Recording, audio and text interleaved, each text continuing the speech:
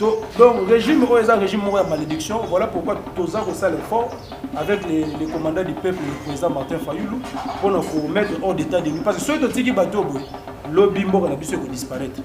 Voilà, ceux qui ont été avant 2028. Bon, mais quand on cherche à violer la constitution, donc, Bana Congo, Bana Kinshasa, nous avons des institutions illégitimes avec des animateurs illégitimes. Comment se fait-il que bon, il y a une élection, mais Mouton l'a déjà ébattu? Ça, c'est pas une élection. Ça, c'est pas une élection. Les gens qui se retrouvent dans soi-disant élection, ça le bureau tombé dans simulacre d'élection, le bureau définitif Assemblée nationale, au président de l'Assemblée illégitime. Le moment de diabolisation, ils ont s'est préparé pour salir l'image du président du Martin Fayoulou. Comment le président du Martin Fayoulou a tué dans Matambouana, proposer le président Martin Fayoulou d'être le vice-président de Chilombo. Tentative à coup d'état, ce n'est même pas. Ça, ce sont les aventures. Autour de lui, il est entouré des incompétents qui ne peuvent pas apporter des solutions aux problèmes des Congolais. Si ce n'est pas pour le Congo, le président Fayoulou ne peut jamais se mettre autour d'une table avec Chilombo. Si ce n'est pas pour le Congo, il n'y a que le Congo aujourd'hui qui reste. Constitution, les constitutions belligérantes. Parce que l'opposition était représentée. L'opposition n'était pas des belligérants. Il y a quoi les lois pays de pêche, na deuxième mandat na bango, il va changer la constitution. On ne blague pas. Ce qui bango, voilà, constitution c'est un livre ou bien un journal au bataille dans la presse dans le parlement de Bouana. Et déjà journal le parlement de Bouté.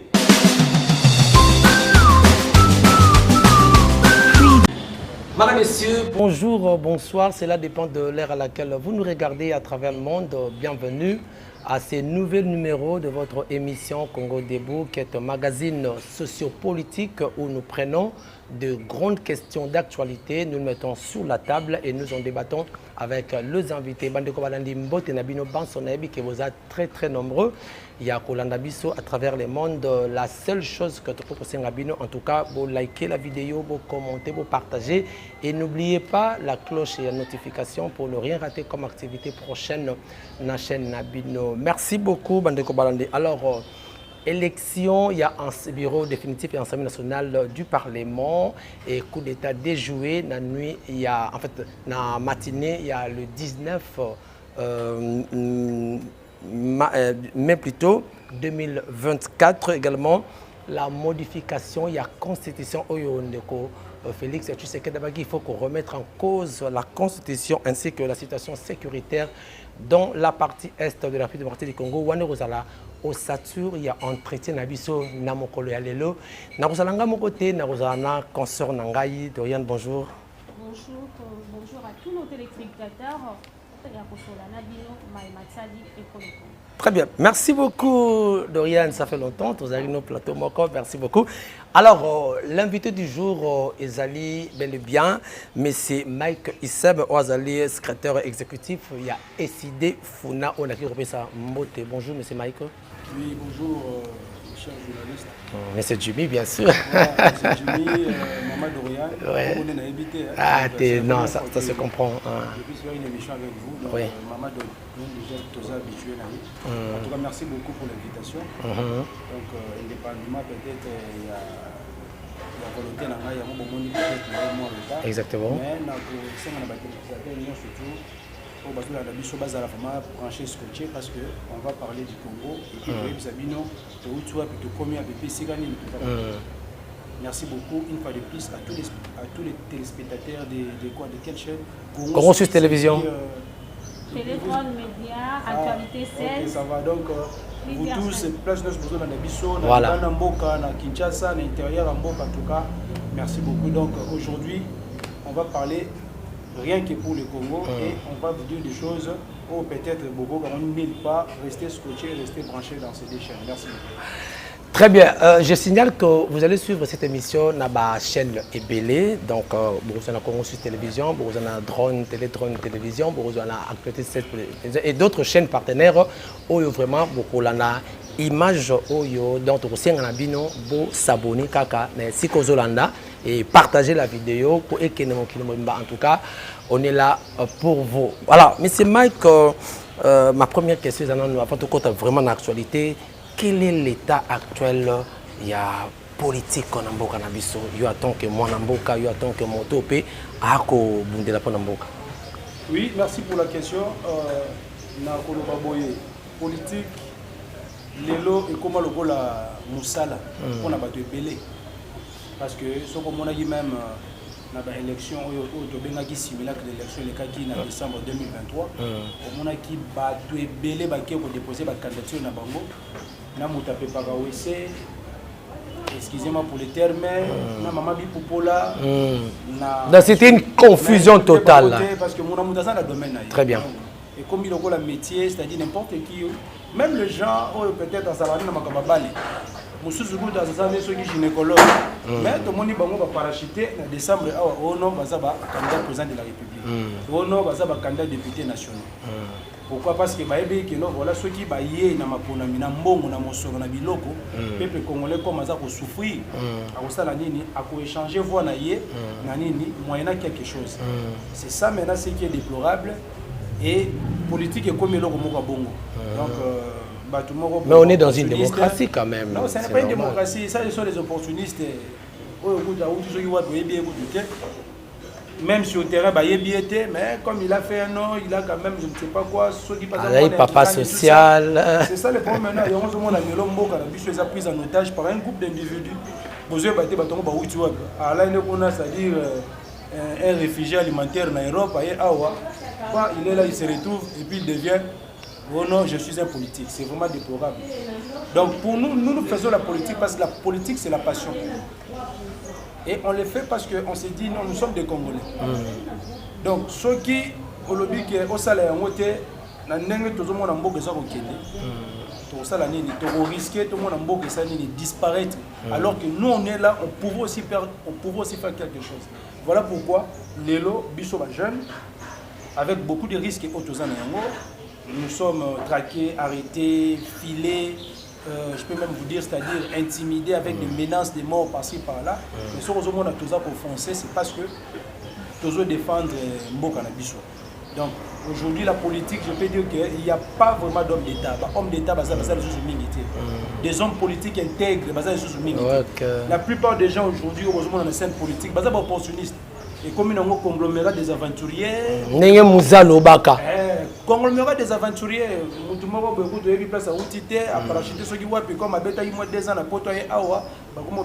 il est politique. Et régime. Parce que même l'époque à Kabila, un réfugié alimentaire, ministre. Il ne connaît même pas par où il va commencer.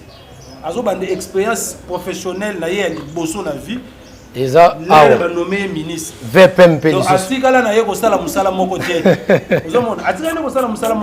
C'est ça maintenant. Donc régime de malédiction. Voilà pourquoi tous ça l'effort avec les commandants du peuple, le président Martin Fayoulou, pour nous mettre hors d'état de nuit. Parce que ceux qui bateau, lobby Mboka na biso ko disparaître.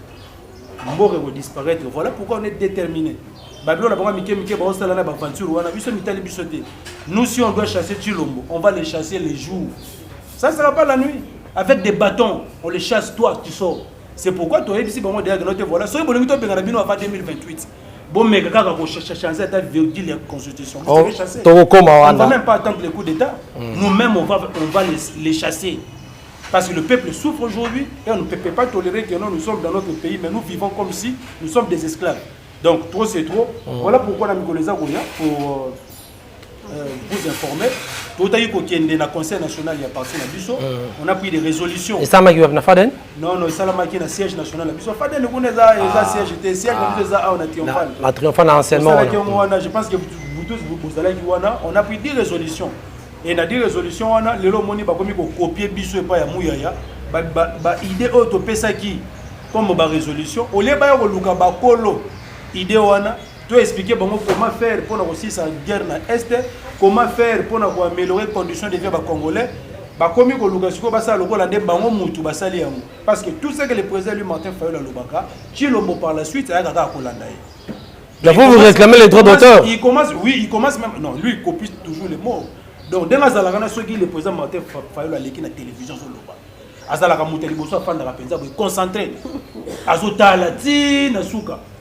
Après vous allez voir après et puis Robert un jour on a été après 2-3 mois après et bimisko et l'eau mo le kuko la originalité mais nzoka ndé déjà ce bimisi va chiffre et ça na bord na biso donc c'est un peu ça mon frère donc bana Congo bana Kinshasa bisino tout bozali boye ba kenote combat de sko bandi combat bandi et on ne va pas laisser ça nous menons une lutte pacifique une lutte démocratique to kotika ya ngote yango zo mona keno bana Congo bazala calme na mikoleza koya to yebisa bino nino to kosala parce que tout est na conseil national et les qui très bien toujours ça la redynamisation à partir de biso il y aura de nouvelles nominations d'ici là na ICD na Lamuka et dans les jours à venir aussi si tout va bien to kokele na convention à Lamuka convention à Lamuka brouillé ba Lamuka comme to le Lamuka na voto après parce que il y a trop de choses là-bas mais en attendant voilà merci pas de problème honorable Mike toujours continuer par émission na biso juste votre point de vue par rapport à l'élection ou les cas qui dans l'Assemblée nationale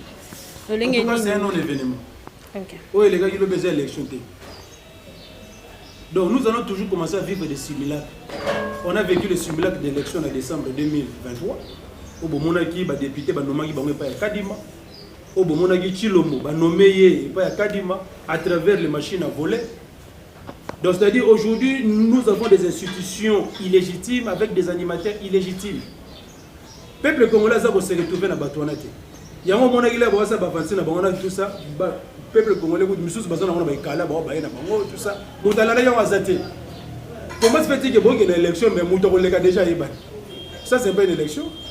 Ça, c'est pas une élection. Mais l'élection, on a battu sur la cause de le gouvernement et nous petit à petit à la dérive dictatoriale. Et si on ne fait pas attention, ça sera très dangereux. Il y a un moment où on a révisé la Constitution. Parce que pour la bango, c'est-à-dire, moi, élection. Donc, et ça, la bango bien été. Bango balimi que note, il dort, il se réveille le matin, il dit non, voilà, il y a un mouton au place. Attends, mouton, c'est incompétent, à tirer la place. Mais les gens qui se retrouvent dans soi-disant élection, ça le bureau tombé dans simulacre d'élection, il y a bureau définitif Assemblée nationale, au président Assemblée moko illégitime. Parce que on va mettre en place des institutions légitimes avec des animateurs légitimes. Vote déjà Salami Moutoua. Non, on est dans simulacre d'élection. L'élection Salama depuis 2018 au moins pourquoi il est parmi les fistrés. Il est parmi des gens qui se plaignent, qui disent que non, voilà, tout ça. Tout ça, tout ça, voilà, il n'a pas fait ça. Allez, à quitter aussi ma minute. Mais nous autres ici, nous avons été bastonnés par la police, nous avons été arrêtés, nous avons perdu nos militants de la Mouka. Le président du Martin Fayoulou, humilié plusieurs fois. Tu as vu ça? Est-ce que tu as vu le président Martin Fayoulou, et pas Chilombo, Nana Kabila, au Mona Yakeas, au quotidien Bassim Manouki, rien du tout. Parce que c'est un pacificateur. C'est un homme qui mène une lutte démocratique, c'est ça. Nous, notre force, c'est le peuple congolais. Voilà pourquoi au Monaga, le président lui Martin Fayoulou, il a cette immunité-là. Le président Martin Fayoulou, il faut le rouler immunité. Il y a un moment où il y a Moudastani m'a avancé na ye, bozi photo ni akala akakakanga na président Eli Martin Fayoulou Bouchango. Ngabu naza na photo ya président Eli Martin Fayoulou na Mbokani. Ouais jouer. OK. Siko bo mona siko Mbokani, Mbokani ki M20 bozi photo na bozi ba de mais ya kanga photo na sogi ya débayora. Qu'est-ce qu'il est venu? Qu'est-ce qu'il est allé faire là-bas? Lui, les camba photo on va suivre nos penza mingi hein. Non, parce que ces gens-là sont des experts en Kadiosha. Il faut te dénoncer parce que la campagne de diabolisation, ils ont se préparé pour salir l'image du président du Martin Fayoulou. Ça veut dire que c'est nous, c'est les lieutenants. Okay. Et parmi les lieutenants, nous avons le général d'armée Otobengaka, le professeur de Voskitoko. C'est lui, en tant qu'un politique averti, non? Comme incident, ils ont au Salama, ils ont un simulacre, tout ça. Oui, il faut déjà alerter. Parce que nous, on n'a pas la police, nous, on n'a pas l'armée. On a alerté, on a appelé la MONUSCO pour que va sécuriser parce que le président du Martin Fayoulou n'a pas de gens qui vont sécuriser la minute. Il est là seulement avec le peuple. Maintenant,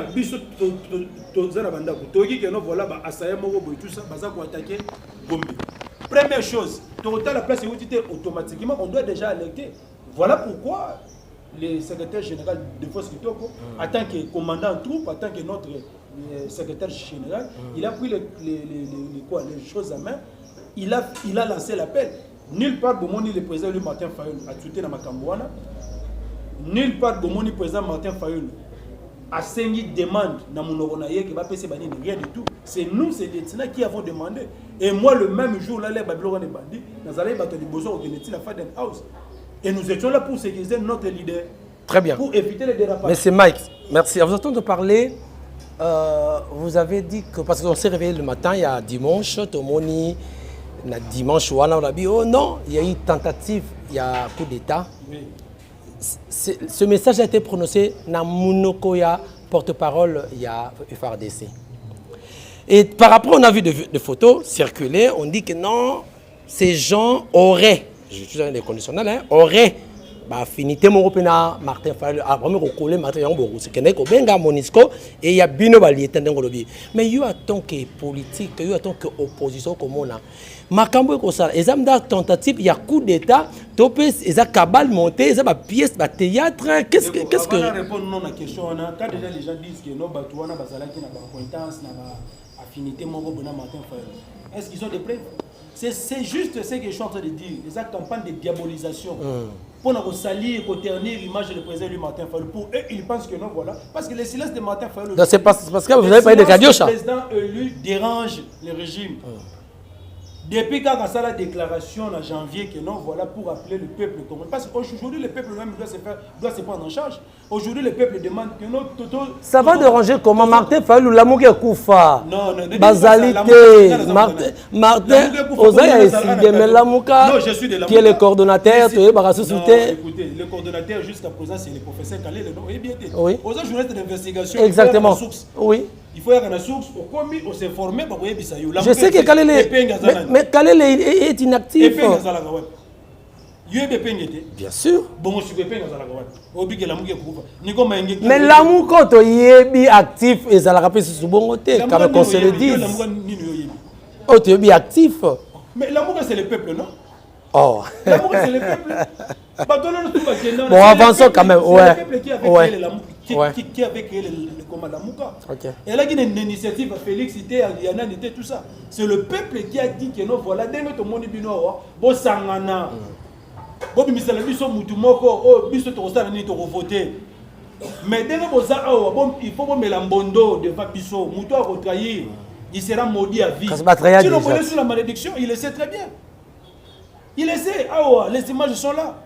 Ah, donc, même sur la malédiction, Bemba et tout comme ça. Tous ces gens-là, la Mouka, c'est le peuple. C'est nous, le peuple, qui avons créé la Mouka. D'accord. Et le commandant du peuple, c'est Martin Fayulu. Ok, ce n'était qu'une parenthèse. Parlons maintenant de. C'est lui qui incarne la Mouka, c'est Martin Fayulu. Le jour que Martin Fayulu a la Mouka, de la Mouka est couvée.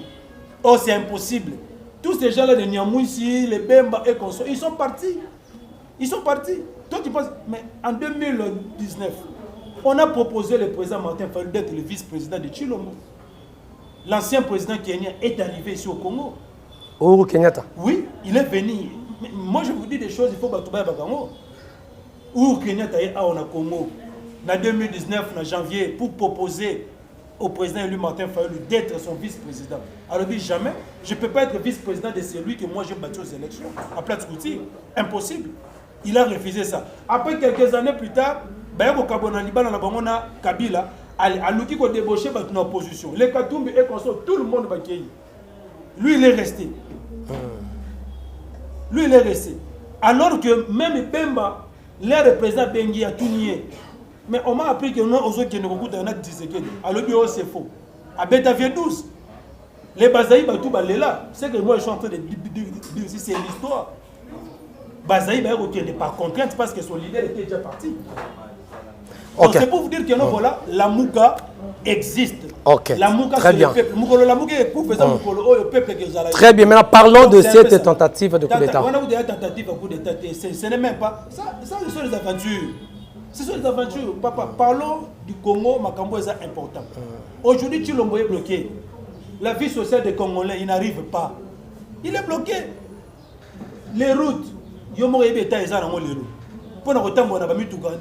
Pour nous retenir, on a très pénible. Les embouteillages par-ci par-là. Tracasserie, n'en parlons même pas. Vie sociale, ça ne va pas peut-être y aller 4 fois par jour, mais mal aller une fois par jour, et puis occasionnellement d'ailleurs. Les Congolais souffrent. Maintenant, vous allez dire que non, voilà, maintenant, il est maintenant débordé parce qu'autour de lui, il est entouré des incompétents qui ne peuvent pas apporter des solutions aux problèmes des Congolais. À comme il dépasse, à comme il bloqué. Vous avez dit que vous avez fait le moment de stratégie. À Koufa déjà, qui tenait c'était lui la pièce tournante, il y a Chilombo. Depuis qu'il est parti, c'est fini. Donc c'est ce qui a fait que Chilombo a bloqué. Il est bloqué, donc pourquoi il commence à chercher que nos bisous la mouka tuer au sein? Mais tu ne dis jamais. Mais c'est d'après. Pour intérêt à Mboka s'est développé. Ça, c'est un régime donc, déjà maudit, on ne peut pas entrer dans la et c'est quelqu'un qui Martin Fayulu comme président pour que Mboka ait changé. Le problème ici, c'est quoi? Nous avons demandé au père spirituel. C'est l'une des résolutions que nous avons prises dans le Conseil national. On a demandé au père spirituel, c'est-à-dire les prêtres, les pasteurs, va convoquer cadre de concertation entre les fils et les filles du Congo autour du thème réconciliation, vérité et puis cohésion nationale. C'était dans quel but? C'est pour contrer la balkanisation. Parce que de plus en plus, la balkanisation devient réelle dans notre pays. Voilà pourquoi, juste après notre conseil national, les cardinals, son éminence, il a copié nos mots. Il a dit non. Pendant qu'ici à Kinshasa, vous avez se distraire, vous avez se quereller, vous avez se partager gâteau. Mais il faut que voilà, l'ennemi avance. Je vous conseille de créer un front commun. Parce que c'est dans l'émission, c'est dans la cohésion nationale que nous allons faire face à l'ennemi. Mais si à l'intérieur nous sommes divisés, comment est-ce que nous allons vaincre la guerre contre les Rwandais? Parce que les M23 n'existent pas. C'est le Rwanda qui nous agresse. Les Nanga et Konso Bato qui est juste pour crédibiliser thèse, il y a Kagame. Parce que Kagame voulait assez que Bamekempe qu'on maquiller M23 et comme le cola à faire à Congolais. Mais en vrai dire, les M23, ce sont des Rwandais. Parce qu'il a toujours dit que c'est une affaire congolo-congolaise. Les M23, ce sont des Rwandais. Maintenant, solution à moi. Tu fais dit, voilà, mon frère, parce que lorsqu'on va organiser ces cadres de consultation-là, c'est pour se dire des vérités. Si ce n'est pas pour le Congo, le président Fayou ne peut jamais se mettre autour d'une table avec Chilombo. Si ce n'est pas pour le Congo, il n'y a que le Congo aujourd'hui qui reste un seul bien qui peut nous unir tous. Voilà pourquoi il a demandé au père spirituel de convoquer un cadre de consultation, qu'on se dise des vérités. Yo blessé Kingaï, au Sala Kingaboy, au Yiba Kingaba élection. Mais malgré cela, Nalimbisio, même Balassi Masugoyo, au Sala Emoté. Mais pour l'intérêt du Congo, beaux à l'ensemble. Tous à l'ensemble, tous à la coalition, cohésion nationale, pour permettre Bissot à l'unisson. Mais cohésion, voilà. Non, cohésion, c'est pour traiter les différents problèmes. Par exemple, comme l'élection Salamakité, comme il y a reconnu comme président, parce que tu es bioté. Donc, on a par la volonté de Kadima et puis des machines à voler. Donc, on a élu par le machine. Parce que le peuple n'était pas élu. Tu souffres de la légitimité. Pour éviter maintenant ces problèmes-là de légitimité, tu as tout ça, la maponami à malam. Tu as trouvé consensus. C'est numéro ya malamu comme la consensuel koluka pe kotia loi électorale pe ya malamu loi électorale voilà et comme papa comme député national copine na ye a conseil municipal madame na le bité il faut que na sénat moi na il faut que na non c'est pas comme ça. Aujourd'hui on a un premier ministre qui est sénateur, il est premier ministre sortant, il est député national, il est député provincial. Et si vous regardez maintenant tous ces suppléants, nous sommes gérés par une république de copains, de copines qui prennent en otage toute une république. Voilà pourquoi Bissot proposait la loi électorale à l'époque. On a proposé, on a dit ceci que non, voilà, un candidat ne peut pas postuler à tous les niveaux.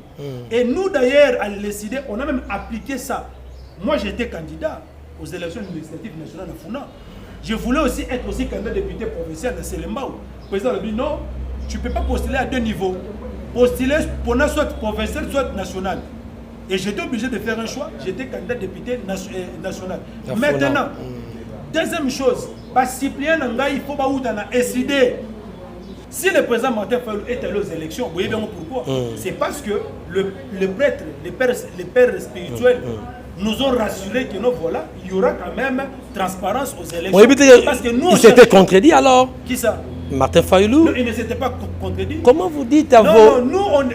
nous, on avait pris la décision de ne pas déposer nos candidatures jusqu'à ce qu'on va faire l'audit du fichier électoral. Ce qui n'a pas été fait. Lorsqu'on n'a pas fait l'audit, les délais étaient déjà impartis pour que nous puissions déposer nos candidatures. Après, on a vu venir la proposition de père spirituel, ce qui a pris la décision que nous ne pouvions pas déposer. C'était la décision que moi, Epenge, Nico Maïngele, tous ces mondes-là, on s'est mis autour d'une table. Les gens qui n'étaient pas d'accord avec cette décision-là, ils sont partis. Comme Adolphe Dombassi, c'est ça. Mais il était le là, feu Serge. les jours que nous avons pris la décision et la majorité était d'accord. Voilà pourquoi il n'y a que le Kimpoaka, les poids lourds sont restés là, des hommes intègres sont restés. Ne soyez pas si. Non, tous ces gens qui ont quitté la Mouka pour aller déposer, ils sont devenus quoi aujourd'hui? Est-ce qu'il y en a qui ont déposé? Mais on assure que c'est Martin Fayulu qui a crédibilisé les élections. Là, on assure. Crédibiliser les élections, comment ça? Parce que c'est lui qui a donné le crédit des élections. Parce qu'il y a quitté. Non, ce n'est pas ça. Mon frère, au Moni, le président lui, Martin Fayulu, est allé à Lubumbashi. Ils ont fait une déclaration commune avec Katoum, avec Sessang, avec Matata. Ils ont dit ceci que non, menons des actions communes, consolidons nos forces pour que tous soient gain de cause, afin que tous aient une élection inclusive, indépendante et transparente. Tous se mettre d'accord na bango. Baye na Kinshasa, tous sali marche où il y a le 20 mai au Mona qui a bakufaki. Marche le 20 mai et sali que nous voilà te, mungongo na biso comme kokane. Mais curieusement, comme le mois de juin, CENI a lancé l'électorat. L'air a convoqué l'électorat. Tout le monde a curieusement, mais on a vu tous les gens bango. Matata, Sessanga et Katoum. Vous avez des gens en front comme Bandakala. Bandakala. Il y a le président lui Martin Fayulu, les hommes et que non. Il y a un bisou dans le système à double G. Tu es avec quelqu'un, mais il a un double G. Nous, ce n'est pas ça. Lui, il était clair et vrai en face. Il y a Bandekonaï. Mais Bandekonaï, parce qu'il y a un double G. Et c'est par là maintenant qu'on a compris que non, ce sont eux maintenant qui ont joué le jeu du pouvoir. Parce que nous sommes restés, comment c'est-à-dire, constants dans la décision autour de voilà. Nous devons d'abord voir clair la position électorale. Ceux qui demandent clarté, de organiser des manifestations, des meetings de manière démocratique pour que tous soient gain de cause. Et voilà pourquoi la CENI a convoqué l'électorat. L'air bisoto boyi, la Mouka l'air a dit décision le 19 juin. Moi j'étais parmi les gens qui avaient accompagné le président Martin Fayulu pour qu'il nous coûte un Kadima. C'est alors qu'après sa rencontre, nous les autres là, les Sessanga, les Mouzitou, un hybride qui ne sait même pas si l'opposition, tout ça, allez bayepe, oh non voilà, nous on fait ceci, nous on fait cela. Mais au départ, l'unique parti politique, l'unique regroupement politique qui avait refusé de pouvoir déposer ses candidatures à la législative nationale, c'était SID et puis la Mouka. Pourquoi? Parce qu'on cherchait à ce qu'il y ait audit du fichier électoral. Voilà maintenant, il n'y a pas eu audit du fichier électoral. La SENCO, avec sa stratégie là, d'un central électoral parallèle et Simbité, et voilà, Chilombo, il a utilisé très bien pour aller en Anina. Très bien, merci. Il ne faut pas dire que non, voilà, moi j'étais candidat et jusqu'à présent, ici tu es à Funa, non? Ah, tout aux ans à Kassavou. Moi j'étais candidat ici à la Funa. Et je ne vois aucun candidat, aucun député n'a pas de à 6 mois. Candidat n'a Funa, mais aucune base. Non, très bien, non, merci, non, merci, je crois. Toi, tu n'as pas fait, non, toi, tu n'as pas fait des dessins. Tout n'a pas tout. Tout n'a pas tout. La salle descente, c'est le mot où on a recueilli, on a bien des donc, on a blagué. Donc, même les Lukoulas, tous ces mondes-là, ils savent, même les Patrick Mouyaya, ceux qui moutent à ce salaire candidat. Donc, moi, j'avais des bases dans toutes les communes de la Funa. Et demande à Edi Yé la Koyebisayo. Tout n'attend Dombaso à Kenda Koyebisayo. Qui est Mike à Funa? C'est pour te dire que non, voilà, si on n'était pas parti, c'est parce qu'on voulait qu'il y ait la crédibilité et la transparence aux élections. Comme on n'avait pas eu gain de cause, on a fait quoi? On n'a pas déposé nos candidatures. Mais attendez voir. dans les jours à venir, d'ici là, parce que nous, on n'entend pas 2028. Biso et Sidé la Mouka, toujours c'est la 2028. Là, je dois te le dire. L'élection, elle est quand il va publier président, Bossali est de l'autre côté. Si l'on n'a pas un mandat. Va voter à l'Assemblée nationale, Bossali est de l'autre côté. Par exemple, il s'appelle gouvernement, Bossali est de l'autre côté, ma promesse. Mais deuxième mandat, il y a un mandat, parce que, au bout des allées, de l'élection. Comparativement à 2018, ils allaient l'élection. Donc, si l'on a un mandat. Donc à tout moment, le peuple peut se lever le matin, il n'a pas le mandat. Voilà on a selon un non, selon la Mouka qui est le peuple. Selon la Mouka qui est le peuple. Donc, à tout moment, on peut se décider. Parce qu'aujourd'hui, on n'a pas de juridique qui a un mandat pendant que la seule instance compétente. Vous voulez me parler de la Cour constitutionnelle avant pour la CENI, la Cour a confirmé quand même. La Cour d'abord, aujourd'hui, est en train de salir même l'image de notre pays. Regarde le Sénégal aujourd'hui. Les juges qui étaient là dans leur Cour constitutionnelle, c'était des juges nommés par Macky Sall. Mais lorsque Macky Sall voulait prolonger son mandat, ce sont les mêmes juges qui les ont dit non, on doit se ranger aux côtés du peuple. Okay. Et aujourd'hui, Macky Sall est parti. C'est ce que la Cour constitutionnelle devait faire. Il y avait des irrégularités aux élections. La Cour devait annuler le simulacre d'élection parce que quelle est la disposition? Tu me parles de quoi? De base juridique. Quelle est la disposition légale dans le Bisso? Où est-ce que l'autorité dans le CENI a fait l'élection pendant 7 jours? Et c'était partout pour voter le 20. Et l'élection était le 21. Même jour à Noël, Moutadia va voter pour qui est Noël. Et arrêtez. On n'a jamais vu ça. Sur quelle base? Et on a posé la question à nos juristes, à la Cour constitutionnelle. Il y a même Théodore Ngoï qui a saisi la Cour constitutionnelle pour qu'il puisse dire les droits. La Cour constitutionnelle incapable de dire des droits. Maintenant, vous allez me dire que non, voilà, c'est cette Cour-là. Et puis la même Cour aujourd'hui a dit ceci. Même l'arrêt confirmant l'élection de Tshisekedi comme président de la République peut à tout moment être annulé par un autre arrêt par la même Cour. Parce que Tshisekedi avec les députés nationaux, Bangonos tout Bazali élu dans suffrage direct. N'est-ce pas? Contentieux dans Bango Zalaka, traité à niveau de la Cour constitutionnelle. Mais comment se fait-il que la même Cour a déjà rendu le résultat définitif? Il y a une élection, il y a des députés nationaux. Mais à un moment, sous rétro-pédalage, suite à la pression de quelques aigris, de quelques cassis qui a union sacrée, au bazo réclamé basi na bango banana bango balongola ki tout ça pour que bazonga et la Cour constitutionnelle a sali rétro-pédalage a rendre un autre arrêt. Soit disant il y a une jurisprudence de 2019, quelque chose qu'on avait déjà contesté. Or les arrêts de la Cour constitutionnelle, c'était la mauvaise jurisprudence. Je vous dis, la jurisprudence n'existait pas dans ces cas-là. Ce qu'on avait fait en 2019 ne devait plus se répéter en 2023. Donc aujourd'hui, ne soyez pas surpris, ceux qui lobbyent la même Cour, Azongi n'a bon sens à lobby, non, voilà.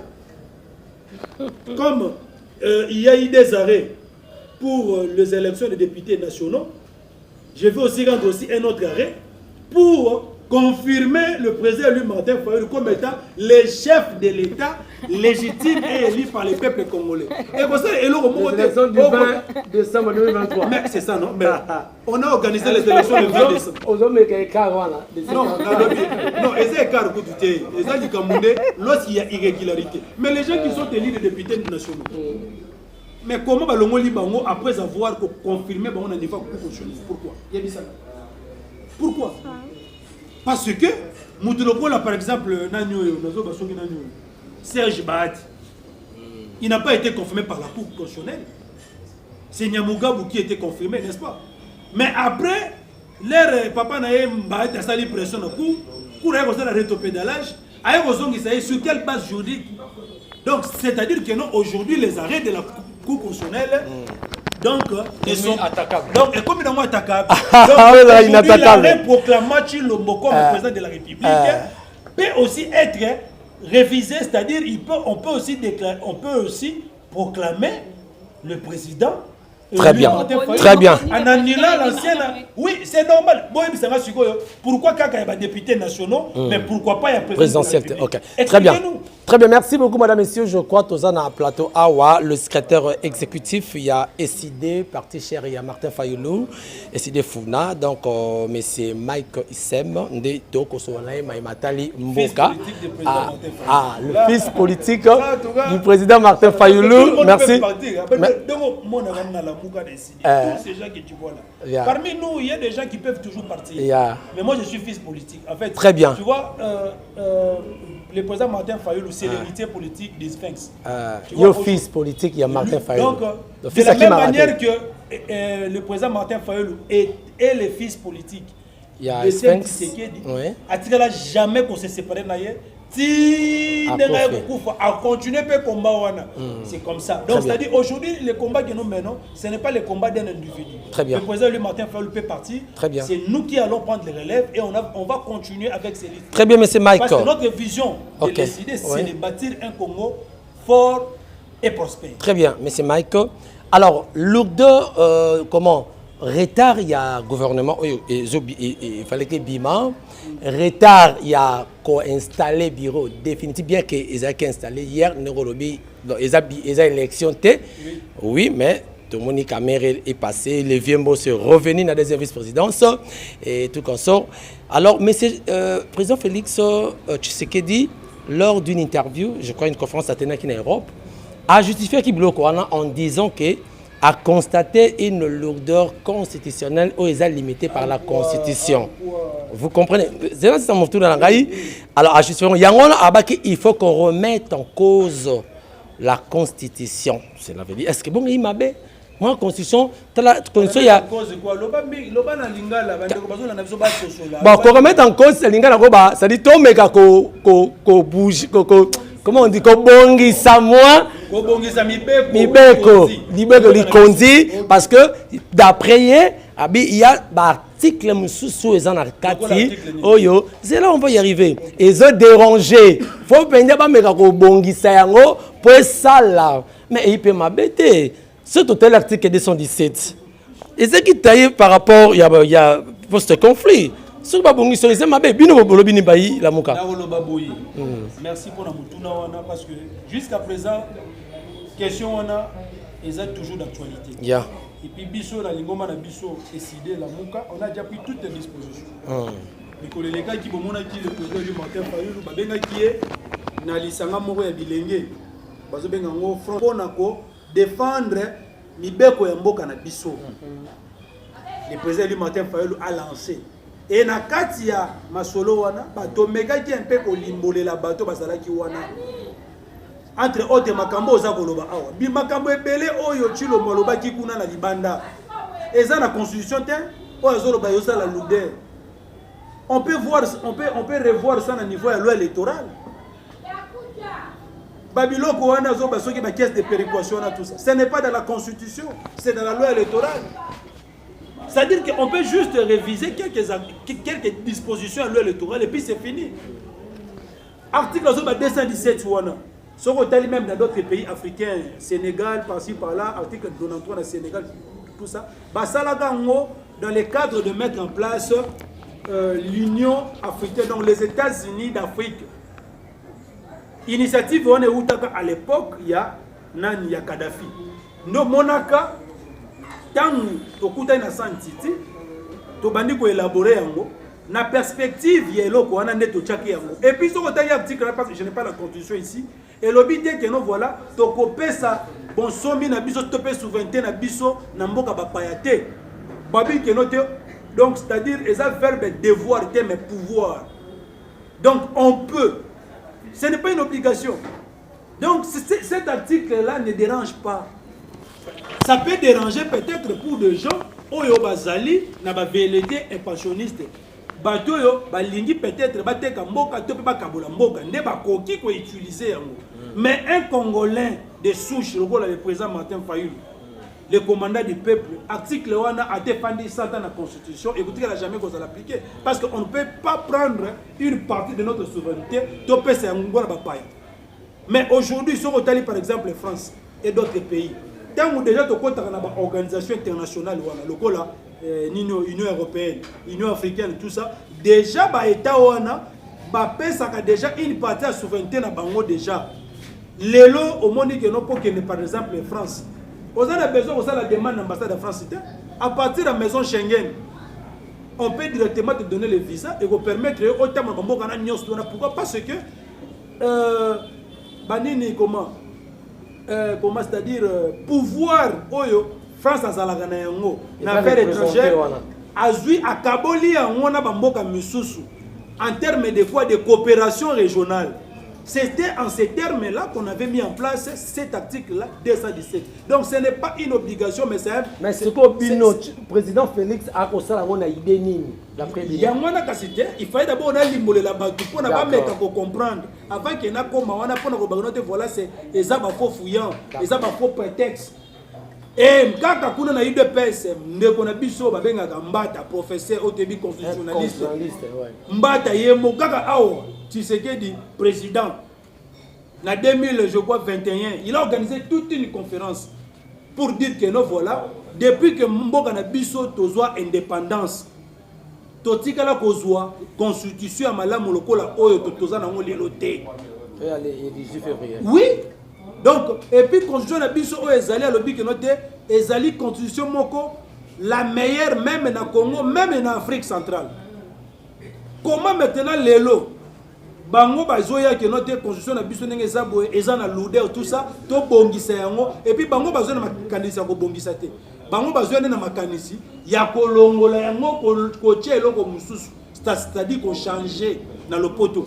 Il ne vient pas avec une initiative. Maman attends nazo koma faut katanga na mutuza te il faut ba congolais ba yeba yango très bien.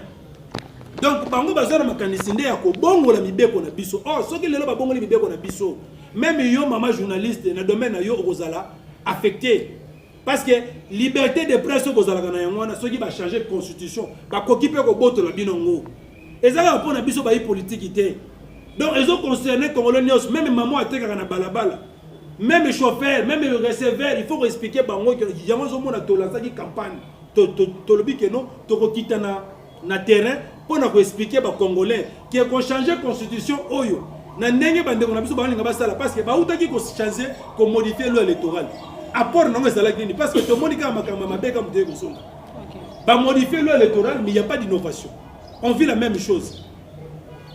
Or nous on avait amené des innovations à loi électorale oyo bango ba boya ki yango siko tuna bango siko ba innovation nini bino boza ko ya na yango oyo boko apporter na kati ya nouvelle constitution avant que boba d'abord ko critiquer l'article oh déjà quelles sont leurs innovations parce que avant de venir faire un débat scientifique il faut amener d'abord l'esprit critique et puis les propositions mais aujourd'hui l'IDPS n'amène pas de propositions il critique mais il n'apporte pas de propositions vous voulez maintenant quoi quelle est votre idée oh non voilà on va mettre en place ceux qui peuvent banane et tout ça banane il y a en place pour qu'ils puissent pas réfléchir sur l'élaboration de la constitution.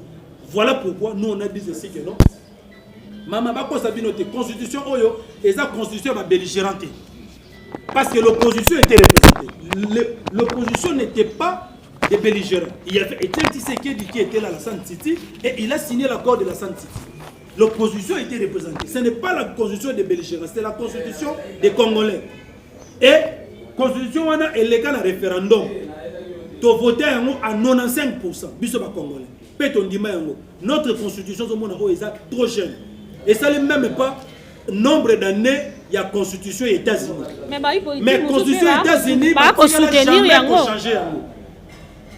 n'a jamais changé. Mais pourquoi les lois de l'UDPS na deuxième mandat na bango ba changer la constitution? Il y a un tolobi boye. Aujourd'hui si on parle de notre pays un état démocratique. La constitution est l'un des acquis de notre démocratie. Et c'est un parti républicain, acquis avec beaucoup de sacrifices.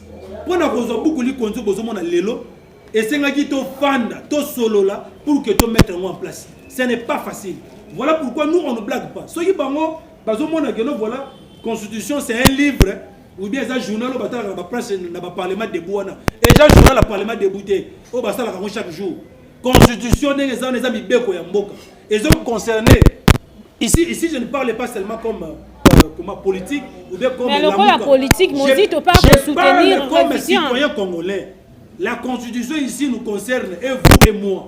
Okay. Parce que si aujourd'hui, ba changer yango ba droit on azalaka na on ta constitution oyo ba koki pe ko boto la yango OK ba koki pe ko longola article 220 ba koki pe ko longola article 64 ba koki pe ko longola article 5 o ba lobi que note voilà souveraineté appartient au peuple. Donc il y a moins de lobby que nous voulons l'article 64. Oui, bien sûr, parce que ça va changer par le même l'article 220 qui est verrouillé, parce que lorsqu'on change, mais quand si balingi va prolonger, idée na va changer constitution. Voilà si on là on a le beau tête toujours prêter l'intention, non. Idée na pas parce que l'air besoin de modifier nous. Il faut bien une innovation. Besoin de proposition, innovation ça mais au contraire besoin de critiquer. Il y a